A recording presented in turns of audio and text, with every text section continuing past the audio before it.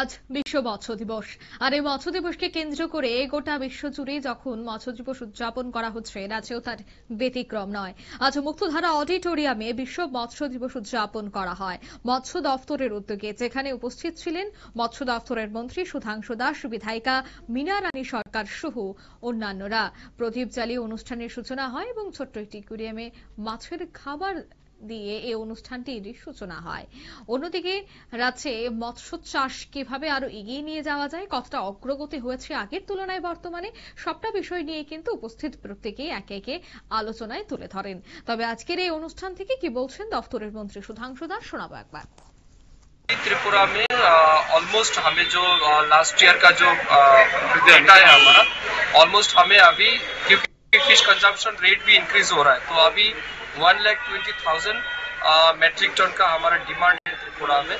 और अभी जो फिश प्रोडक्शन है ये लगभग 89,000 मेट्रिक टन त्रिपुरा में। तो फिर भी हमें अभी भी बहुत सारा गैप है। ये गैप फिलहाल हम आंध्र प्रदेश, कुछ बांग्लादेश, कुछ वेस्ट बंगाल से हम इनपुट करते हैं।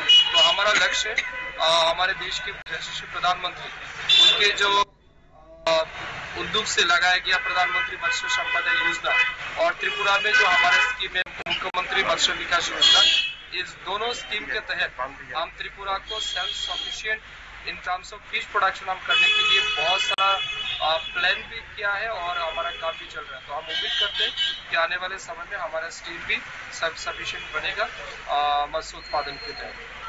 বাংলাদেশ থেকে যে বর্তমান বাংলাদেশের যে অবস্থা রয়েছে, যদি বাংলাদেশ থেকে মাছ না আসে, দেখুন বাংলাদেশ থেকে খুব বেশি একটা অ্যামাউন্ট আমাদের মাছ আসে না, কারণ বিভিন্ন পলিটিক্যাল ইস্যু, ডিপ্লোম্যাটিক ইস্যুর কারণে কিছুটা সমস্যা এবং বাংলাদেশে একটা আনরেস্ট চলছে, আপনারা জানেন, স্বাভাবিক কারণে কিছুটা ডিস্টার্ব হচ্ছে। তবে বাংলাদেশ থেকে যদি কোনো মাছ না আসে আমাদের কোনো অসুবিধা নেই, কারণ আমাদের দেশে পর্যাপ্ত পরিমাণে মাছ রয়েছে।